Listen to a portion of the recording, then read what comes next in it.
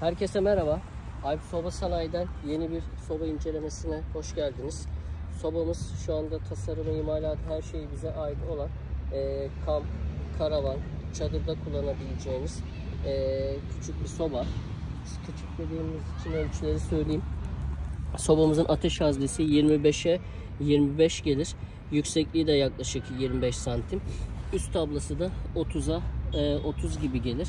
Şurada önünde ateşi izlemeniz için bir cam bulunuyor. Sobayı birazdan yaktığımızda göreceksiniz. Ateşi de çok güzel izleyebilirsiniz. Şurada havalandırma için bir yeri var.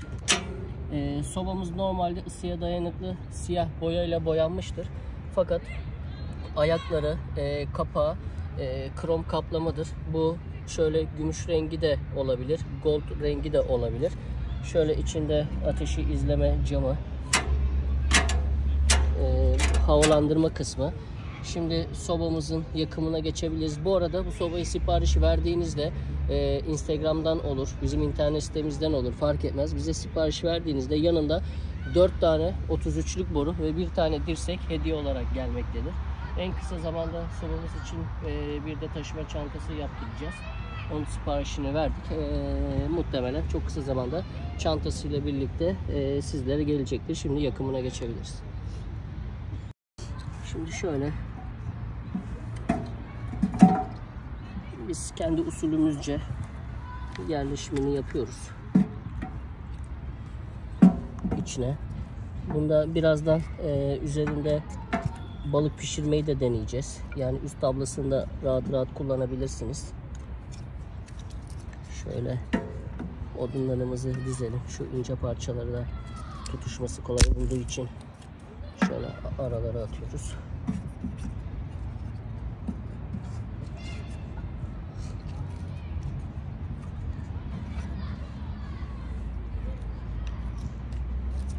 Şöyle.